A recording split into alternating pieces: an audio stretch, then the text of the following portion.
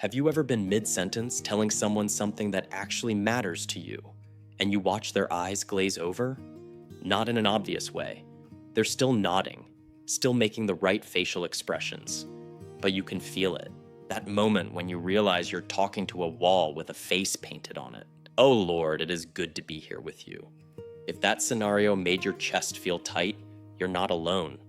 We've all been on both sides of this. We've been the person desperately trying to connect, and we've been the person mentally composing our grocery list while someone pours their heart out. And here's the thing that nobody wants to admit.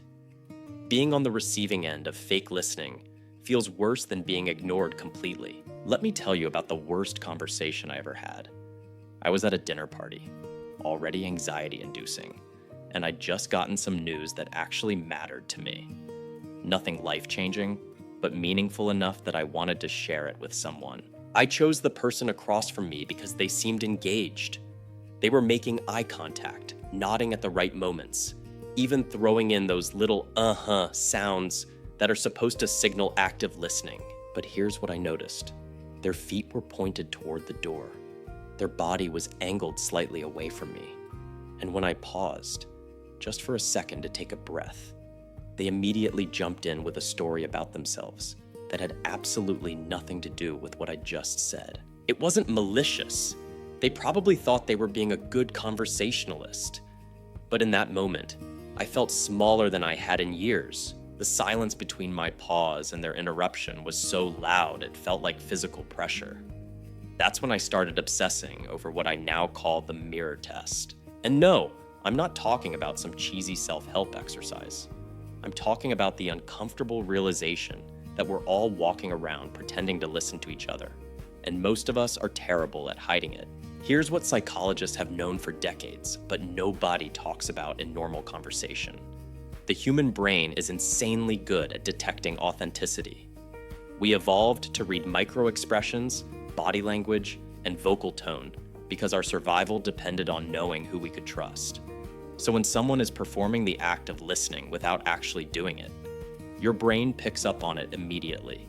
It registers as a threat, not a physical one, but a social one. And to your nervous system, that's just as real. The mirror test is simple. It's this. Can the other person reflect back what you just said in a way that shows they actually absorbed it? Not word-for-word parroting. That's annoying and robotic. I'm talking about synthesis. Can they capture the emotional core of what you shared and respond to that, rather than just waiting for their turn to talk? Most people fail this test spectacularly. I failed it for years. I'd be in conversations thinking I was being present, but really, I was just queuing up my next clever observation. My body language gave me away every time. Crossed arms, fidgeting hands, eyes that would drift just slightly past the person's shoulder to see if someone more interesting was nearby. The brutal truth is this. Most of us are so desperate to be heard ourselves that we forget to make space for other people. We treat conversations like competitive sports, where the goal is to say the most impressive thing or tell the best story. But that approach leaves everyone feeling empty.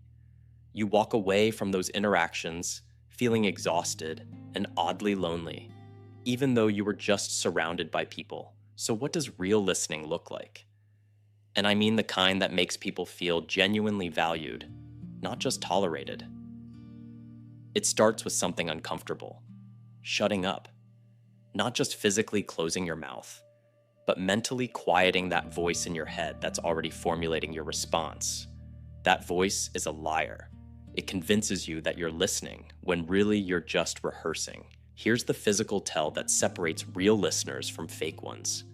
Their body orients toward you, not in a creepy, overly intense way. We're not trying to be serial killers here, but their feet point at you. Their shoulders are square to yours. There's an openness to their posture that says, I'm here right now with you. And when you speak, they don't just nod, they respond with their whole face. Their eyebrows move. Their expressions shift to match the emotional content of what you're saying. I want you to think of the last time someone made you feel truly heard.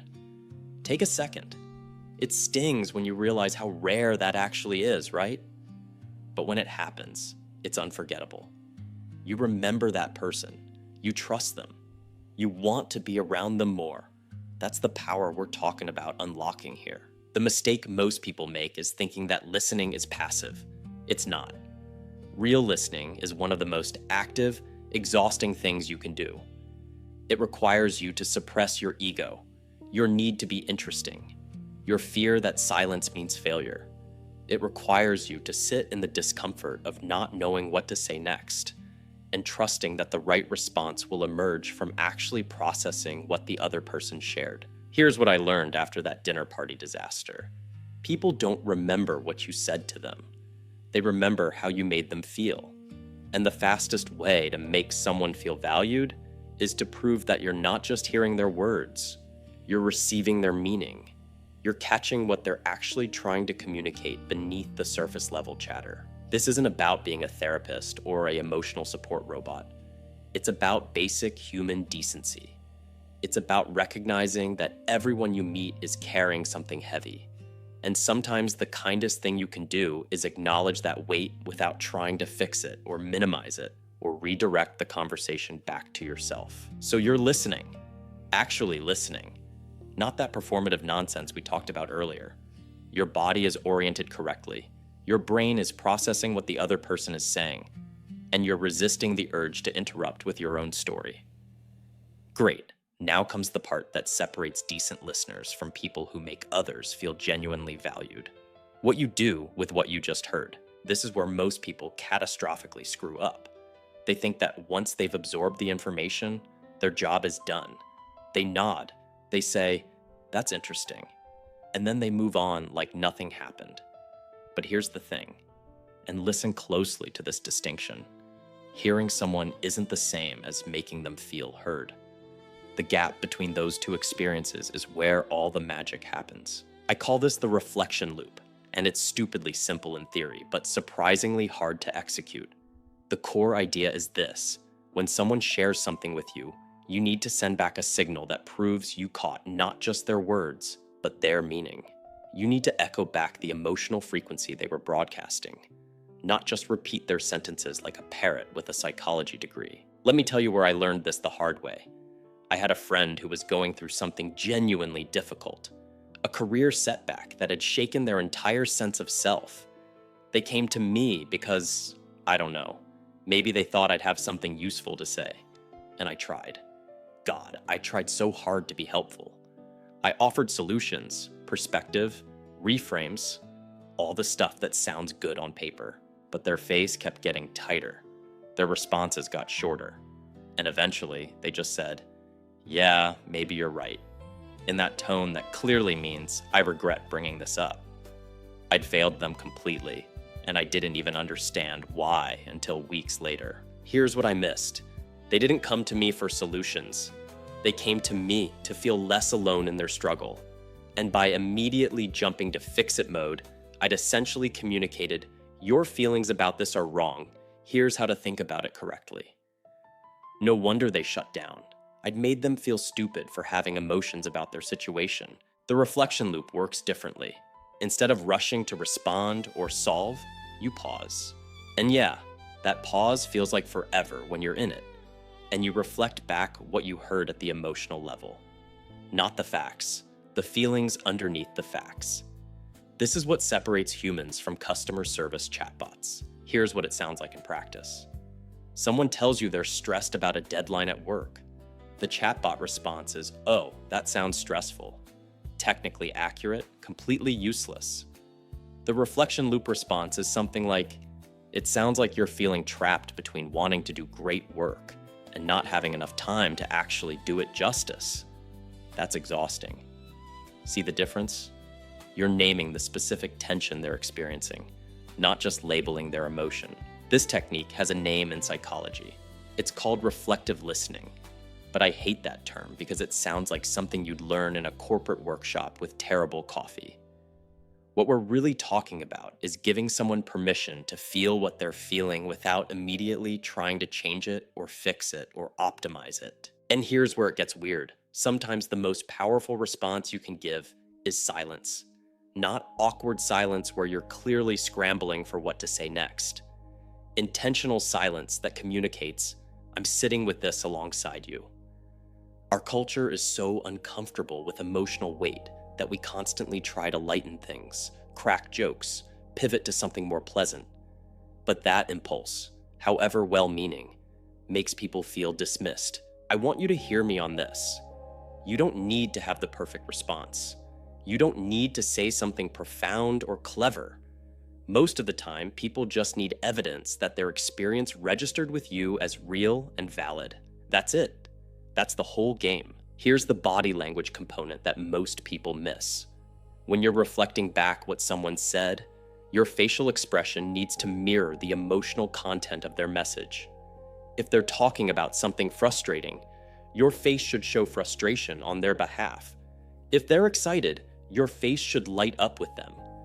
This isn't about being fake. It's about being emotionally present enough that your nervous system syncs with theirs. There's actual neuroscience behind this, by the way. Mirror neurons in your brain fire both when you experience an emotion and when you observe someone else experiencing it. When you authentically mirror someone's emotional state, you're literally creating resonance between your brains. They can feel that connection at a subconscious level. It's why you trust some people instantly and others never feel quite right, even if you can't explain why. But here's the trap that catches everyone. You can't fake this. Your brain is too good at detecting performance. If you're mechanically mimicking someone's emotions while internally judging them or planning your exit from the conversation, they'll pick up on the disconnect. It'll feel off. This is why the real work isn't learning techniques. It's getting your internal state right first. The question you need to ask yourself is this: do you actually care about making this person feel valued? Or are you just going through the motions because you think you're supposed to? Because if it's the latter, save everyone time and just be honest about it. There's something almost respectful about someone who admits they don't have the bandwidth to be present right now. It's better than pretending and failing. When you get this right, when you truly reflect back what someone shared in a way that honors their experience, something shifts in their physiology. Their shoulders drop, their breathing deepens. You can literally watch the tension leave their body because someone finally got it. They finally felt seen. And that feeling, that moment of genuine human connection, is what they'll remember about you long after they've forgotten the specifics of what was said. This isn't manipulation or strategy. It's basic human decency, elevated to a skill. It's recognizing that everyone you meet is fighting battles you know nothing about. And sometimes the kindest thing you can do is acknowledge that struggle without trying to minimize it or solve it. Just see it. Just reflect it back. Just let them know they're not alone in it. That's all.